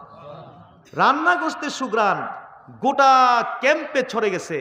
ক্ষুধার্ত মানুষের নাকে যদি রান্না গোশতের সুঘ্রাণ যায়, ক্ষুধা বাড়ে নাকি কমে? তাদের অবস্থা এরকম হলো যেন গরম ডেকচির মধ্যে ঝাঁপ দিয়ে পড়বে, যন্ত্রণায় ছটপট করে ক্ষুধার প্রস্তুতি নিচ্ছে, রান্না হলেই খেতে বসবে। এই অবস্থায় নবীর আহ্বানকারী গিয়ে ঘোষণা দিল, লা তাকুলু মিন লুহুমিল হুমুরি শাইআ, খবরদার এই গাধার গোশত থেকে কেউ এক টুকরা গোশত খাবে না, ফাহরিকু, এইগুলো ফেলে দাও। বলুন না সুবহানাল্লাহ। এক সেকেন্ড দেরি করে নবীর সাহাবীরা সঙ্গে সঙ্গে সমস্ত ডেকচিগুলো উল্টে ফেলাই দিলেন। সাহাবীরা বলতে পারতেন, আল্লাহ রাসূল সারা জীবনে এত গাধা খেয়েছি, আল্লাহ তাআলা আয়াতে কারিমা নাজিল করে দিয়েছেন গাধার গোশত হারাম করে, ঠিক আছে আমাদের কোনো আফসোস নেই, খাবো না, দরকার নেই, কিন্তু সারাদিন যুদ্ধ করে যে ক্ষুধার যন্ত্রণা আমরা ভুগছি, অন্তত একটা বেলা খাওয়ার ব্যবস্থা করে দিন, অনুমতি দিন। এই কথা নবীর সাহাবীরা বলতে পারতেন, কিন্তু নবীর সাহাবীরা কি বলছেন? জোরে বলুন, বলছেন? বলেননি। এইরকম টিম নবী গঠন করতে পেরেছিলেন বলে আজকে দেখা যাচ্ছে সারা পৃথিবীর ঘরে ঘরে ইসলামের আওয়াজ পৌঁছে গেছে, অর্ধ পৃথিবী মুসলমানরা শাসন করে গেছে। সেদিন বেশি দূরে না, ইনশাআল্লাহ গোটা ওয়ার্ল্ড মুসলমানদের হাতে চলে আসবে। বলুন না সুবহানাল্লাহ, জোরে বলুন সুবহানাল্লাহ। হ্যাঁ হাজরিন, আমরা চিকিৎসককে যতদূর মানি, ডাক্তারদেরকে যতদূর মানি, আল্লাহ তার রাসূলকে আমরা অদ্দুরা মানতে রাজি না। ডাক্তার যদি বলে দেয় গরুর গোশত নিষেধ, খাই না, চিংড়ি নিষেধ, খাই না, এটা করো সেটা করো, এটা করো না সেটা করো না, সব মানি, কিন্তু আল্লাহ তার রাসূল যে কত আদেশ আর নিষেধ করে রাখছে, আল্লাহর বান্দা নবীর উম্মতের এইগুলো শোনার কোনো দরকার। ইন্না লিল্লাহি ওয়া ইন্না ইলাইহি রাজিউন। হাজরিন, বলুন, আমি যুবকদের জন্য কিন্তু কষ্ট করে আমি কথাগুলো বলছি। আছেন না যুবকরা? আস্তে আস্তে বিদায় হয়ে গেছেন, দেখি আবার একবার হাত তুলতে হবে, যুবকরা হাত তুলতে হবে। আলহামদুলিল্লাহ, চলবে। আপনাদের জন্য আমি কষ্ট করে বলেছি কথাগুলো। এবার আসুন, শুনুন, আপনারা শুনুন। এই মুহূর্তে আমরা শপথ বাক্য পাঠ করব। এই মুহূর্তে আমরা প্রতিজ্ঞাবদ্ধ হব, যতদিন বেঁচে থাকব ততদিন পর্যন্ত মদ, জুয়া, গাঞ্জা, নেশা জাতীয় কোনো বস্তুর সাথে আমরা কোনো দিন সম্পর্ক করব না। এই ওয়াদাটা কি আজকের এই মাহফিল আমরা করতে পারবো? হাত তুলতে পারবো ইনশাআল্লাহ সবাই? বলুন সকল আল্লাহুম্মা আমিন। জোরে বল আল্লাহুম্মা আমিন। ঠিক আছে না ইনশাআল্লাহ? বলুন সকল আল্লাহুম্মা আমিন। আল্লাহ যেন যুবকদেরকে মাদক মুক্ত করেন, বলুন আমিন। আমাদের এই এলাকাকে মাদক মুক্ত উপজেলা হিসেবে কবুল করেন।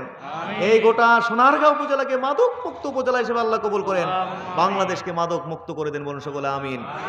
হাজরিন, ঠিক আছে তাহলে, ঠিক আছে ইনশাআল্লাহ, যে আমাকে আরো 5টা মিনিট সময় আপনারা দিতে হবে। সাথে সাথে আরেকটা বিষয়ে পরামর্শ আছে আপনাদের সাথে, সেটা হচ্ছে বিড়ি এবং সিগারেট। কিসের পরামর্শ? বিড়ি সিগারেটের পরামর্শ। এবার কি যুবকরা বিপদে পড়ছে নাকি মুরব্বীরা একটু বিপদে পড়ছে? এবার মুরব্বীর বিপদে পড়ছেন। হায় হায়, বিপদে। এতক্ষণ যুবক ছিল বিপদে, এখন নাকি মুরব্বীরা আবার একটু বিপদে পড়ছে। আচ্ছা বলুন মুরব্বীরা, এটা কি ভালো জিনিস না খারাপ জিনিস? এটা ভালো জিনিস না খারাপ? খারাপ জিনিস। জাহিলি যুগে হারাম কোনগুলো হালাল কোনগুলো এগুলো জাহিলি যুগের মানুষ জানতো না। কারণ ঈসা আলাইহিস সালাম থেকে আমাদের নবী পর্যন্ত 570 বছর কোনো নবী রাসূল ছিল না, আসেনি, যার কারণে অনেক কষ্ট হতো কিন্তু জাহিলি যুগের মানুষদেরকে চলতে। যদি তাদের ব্রেইনে বিবেকে বলতো যে এটা ভালো জিনিস, তাইলে এটাকে হালাল মনে করে গ্রহণ করত। আর যদি এদের ব্রেইনে বিবেকে বলতো যে না এগুলো ভালো না, নোংরা, এগুলো তারা হারাম মনে করে বর্জন করত। তা আল্লাহ তার রসুলকে কেন পাঠাইলেন পৃথিবীতে? এটা একটা উদ্দেশ্য। বলুন সুবহানাল্লাহ। যে নবী কি করবেন? কোরআনে আল্লাহ বলছেন যে ওয়ুহিল্লু লাহুমুত তয়্যিবাত। নবী কি করবেন? নবী পৃথিবীতে এসে কি করবেন? তিনি তোমাদের জন্য তয়্যিবাতগুলোকে, ভালো জিনিসগুলোকে হালাল করে দিবেন। সুবহানাল্লাহ। ওয়ুহাররিমু আলাইহিমুল খাবায়েস। নবী তোমাদের জন্য নোংরা জিনিসগুলোকে হারাম করে দিবেন। বলুন সুবহানাল্লাহ। তাইলে যে বিড়ি সিগারেট তামাক, এটা কি হালাল, মানে এটা কি মানে ভালো নাকি মন্দ? মানে তয়্যিবাত নাকি খাবায়েস? খাবায়েস গুলোর অন্তর্ভুক্ত। বলুন না নাউজুবিল্লাহ। এই জন্যই তো দেখা যায় কোনো মানুষ বিড়ি খাচ্ছে, সিগারেট খাচ্ছে, একজন হুজুর দেখলে, মসজিদে ইমাম সাহেব দেখলে বা পীর সাহেবকে দেখলে সাথে সাথে বিড়ি লুকিয়ে ফেলে। নাকি বিড়ি কোথায় লুকায়? পিছনে নিয়ে যায়, পিছনে চুপ করে টান দিয়ে পিছনে যায়। আর একটু বেশি সুযোগ যদি পায়, একদম হুজুরের সামনে বিড়ি ফালাইয়া, জোতা দিয়া মরাইয়া বিড়ি মার্ডার করে লায়। এরকম হয় না? হয় না? বিড়ি মার্ডার করতে দেখছেন তো? মার্ডার, বিড়ি একদম পুরা মার্ডার। তাইলে এরকম উনি কেন করবেন? কারণ উনি জানেন যে এটা ভালো জিনিস না। জীবনে কখনো দেখছেন হুজুর ওয়াজ করতেছে আর মানুষ বইয়া বইয়া বিড়িও খাইতেছে, ওয়াজ অন্তাছে, এরকম দেখছেন নাকি? কেন দেখেন না? কারণ জানে এটা ভালো জিনিস না। মসজিদে দেখছেন কোন মুসল্লি যে মানে সুন্নত পড়ে ফেলছি, জামাত শুরু হইতে তো আরো 10 মিনিটের সময় আছে, এই সুযোগে সামনের কাতারে বইয়া বইয়া কিছু টাইনা টুইনা ফেলি, এরকম কি হয়েছে উঠেছে নাকি? জোরে হয়েছে? হয় নাই। কেন? জানে যে এটা ভালো জিনিস না। বলুন না সুবহানাল্লাহ। তবে আবার কিছু মানুষের ব্যাপারে খবর পাইলাম, তারা নাকি টয়লেটের মধ্যে বৈশা বিড়ি খায়। কি টয়লেটে বৈশা কি বিড়ি খায় নাকি? ইন্না লিল্লাহ, কি অবস্থা! বিরিয়ানি খাইবো নি? বিরিয়ানি এই টয়লেটে বসে বিরিয়ানি খাইবো? বলে খুব ভালো মানের 1 প্যাকেট বিরিয়ানি দিয়ে দিলাম, যান আপনি দরজা বন্ধ করে আপনার কামটাও সারেন আর এইটাও একটু শেষ করে আসেন। এরম এরম এরম হইবে? এটা হয়? নাউজুবিল্লাহ। আরো জোরে বলুন নাউজুবিল্লাহ। কি লেগে খায় মানুষ আল্লাহই জানে। এই যে আল্লাহ জানে এটা কি। এই যে আধুনিক হয়ে গেছে পৃথিবী এত, আর এইটার মধ্যে যুক্তিও কি? যুক্তিও তো বুঝি না আমি, যুক্তি কি আছে এটা? এই যে খায়, এই যে দেখলাম অনেক মানুষ খায়, এই যে টান দিছে, ও আল্লাহ অনেকগুলো ধোঁয়া দেখি নাই। আমি আল্লাহ এত ধোঁয়া পেটের ভিতরে গিয়ে এটা কি কেমন হয়ে যাও আমাদের কথা।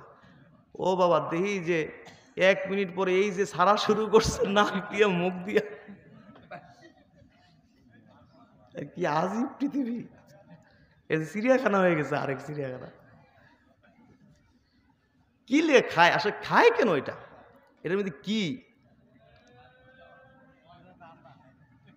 তো অনেকে কয় নাক বলে ক্লিয়ার করে ওয়াশ করে। হ্যাঁ, আচ্ছা আচ্ছা আচ্ছা, ঠিক আছে। এটা কি চলতে থাকবে নাকি যুবকদের মদ গাঞ্জা জুয়ার সাথে এটাও এটাও এটাও বাদ হয়ে যাবে? রাজি আছেন না ইনশাআল্লাহ? হাত তুলতে পারবেন সবাই? বলুন আমিন। হারাম, জোরে বলুন। এটা কি? হারাম, হারাম। যদিও আপনারা শুনেছিলেন, শুনুন 1 মিনিট বলেই ফেলি। যদিও আপনারা শুনেছিলেন তামাক বিড়ি খাওয়া মাকরু তাহরিমি, ফতোয়া আপনারা জানেন না? তামাক বিড়ি খাওয়া কি মাকরু তাহরিমি ফতোয়া আপনারা শুনেছেন। আজ থেকে প্রায় 100 বছর আগের ওলামায়ে কেরাম এই ফতোয়া দিয়েছেন তামাক বিড়ি খাওয়া মাকরু তাহরিমি। তবে আমি অবাক হয়ে যাই, প্রায় 100 বছর আগের আলেমরা কিভাবে ফতোয়া দিতে পারলেন তামাক বিড়ি খাওয়া মাকরু তাহরিমি? বলুন না আলহামদুলিল্লাহ। আমার মতে তারা ফতোয়া দিয়ে যাওয়ার কথা ছিল যে তামাক বিড়ি খাওয়া মুবাহ এবং জায়েজ আছে, ফতোয়া দিয়ে যাওয়ার কথা ছিল। কারণ এত পূর্বে মেডিকেল সায়েন্স এত উন্নত হয়নি, চিকিৎসা বিজ্ঞান এত উন্নত হয় নাই, তামাক বিড়ির মধ্যে কি ক্ষতি আছে নাকি নাই এইসব কোনোই আবিষ্কার হয়নি। এরপরও শত বছর আগের আলেমরা ধারণা করতে পেরেছেন, আজ করতে পেরেছেন যে তামাক বিড়ির মধ্যে অবশ্যই স্বাস্থ্যের জন্য ক্ষতিকর কিছু জিনিস থাকতে পারে। ধারণা করেই আজ করতে পেরে মাশাআল্লাহ শত বছর আগে ওলামায়ে কেরাম ফতোয়া দিয়ে গেছেন তামাক বিড়ি খাওয়া মাকরু তাহরিমি, মানে খাওয়া যাবে না। জোরে বলুন সুবহানাল্লাহ।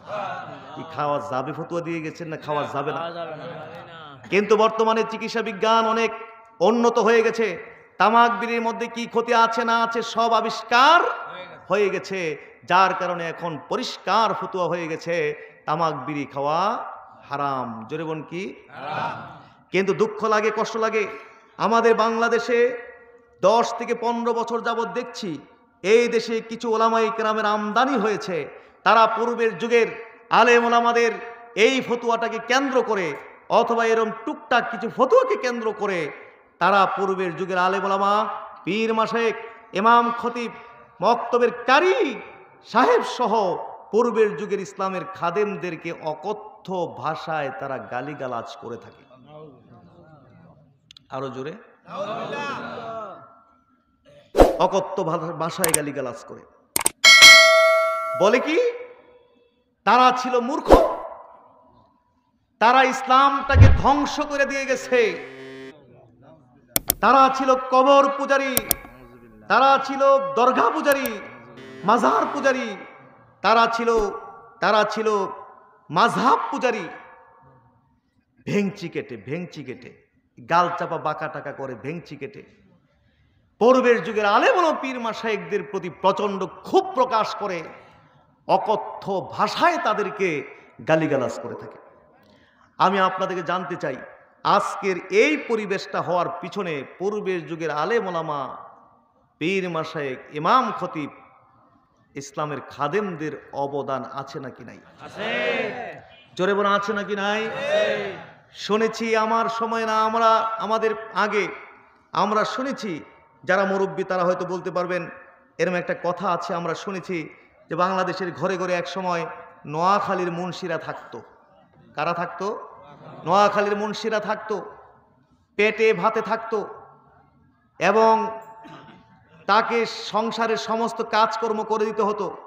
একটি বদলা, একটা মুনি, তার যে কাজ, এই মুন্সি সাহেবের সেই কাজ, হাল চাষ থেকে শুরু করে সব কাজ করে দিতে হতো, পেটে ভাতে থাকতো। আর তাকে কি করতে হতো? বাড়ির মানুষকে উনি কোরআন শিক্ষা দিত। বলুন সুবহানাল্লাহ। নামাজ শিখাইতো, দিন শিক্ষা দিত। বলুন সুবহানাল্লাহ। এইভাবে খেয়ে না খেয়ে, পেয়ে না পেয়ে পূর্বের যুগের আলেম ওলামা, পীর মাশায়েখ, ইমাম খতিব, ইসলামের খাদেমরা আজকের এই পরিবেশ কায়েম করে দিয়ে গেছেন। আপনারা কারা এতদিন পরে 10-15 বছর হলো আপনারা এলেন? কোত্থেকে এলেন আপনারা? এত সুন্দর শরীর আপনার, এত নাতুস পুতুস শরীর নিয়ে, টসটসে চেহারা নিয়ে, কারা আপনারা কোত্থেকে এলেন 10-15 বছর যাবত? পূর্বের যুগের সমস্ত আলেম ওলামা, পীর মাশায়েখ, ইমাম খতিব, ইসলামের খাদেমদের সমস্ত খেদমতকে ডাস্টবিনের মধ্যে ফেলে দিয়ে তাদের সমস্ত অবদানগুলোকে পদদলিত করে এই দেশের মানুষদের সামনে, সহজ সরল মানুষদের সামনে, ইয়াংদের সামনে নিজেদের অতি পণ্ডিতি, মহাপণ্ডিতি জাহির করতেছেন। আপনারা কারা, কোত্থেকে এলেন এতদিন পর? আল্লাহর কাছে আপনাদেরকে বেমানির জন্য, নিমক হারামের জন্য কঠিন জবাবদিহি করতে হবে। কারাই পরিবেশ করে দিয়ে গেল, আর আপনারা এতদিন পর কোত্থেকে এসে তাদের সমস্ত অবদানগুলোকে ডাস্টবিনে ফেলে দিচ্ছেন, পদদলিত করে তাদেরকে আজে বাজে কথা বলে, আর সাধারণ সহজ সরল মানুষের কাছে নিজেদের পণ্ডিতি, অতি পণ্ডিতি, মহাপণ্ডিতি জাহির করতেছেন। আল্লাহর কাছে জবাবদিহি করতে হবে না এই বেঈমানির জন্য, নিমক হারামের জন্য? লাল রুমালের ঘোমটা আর সাদা রুমালের ঘোমটার শেক থেকে কুলাবে না। আমাদের সামনে এই বান্দরামি চলতে পারে, কিন্তু আল্লাহর সামনে এই সমস্ত বান্দরামি চলবে না। আল্লাহ হেদায়েত করুন, বলো আমিন। তারা এই দেশে এসেছে মাযহাবকে উৎখাত করার এজেন্ডা নিয়ে। 2 মিনিট সময় যদি আপনি তাদেরকে দেন বক্তব্য দেওয়ার, অন্তত 1 মিনিট, তার মধ্যে অন্তত 1 মিনিট মাযহাবকে আক্রমণ করে তারা কথা বলবে। আর মাযহাবকে উৎখাত করার জন্য যত ধরনের অপকৌশল আছে সমস্ত অপকৌশল ব্যবহার করে।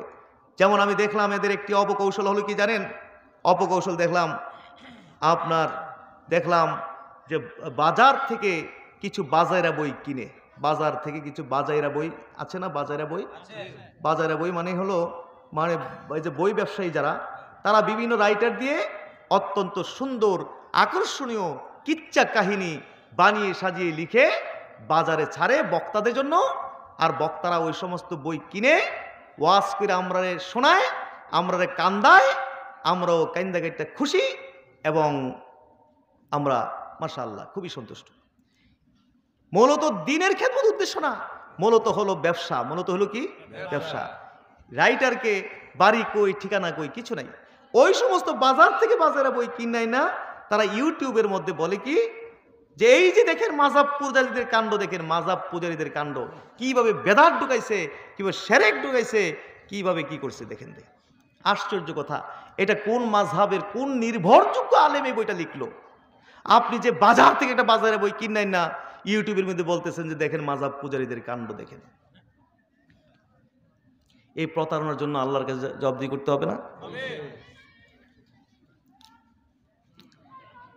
তারপরে দেখলাম কি কিছু লোক দিয়ে এদেরকে বলায়, ইউটিউবের মধ্যে বলায় কি, এই লোকেরা কি কয় জানেন?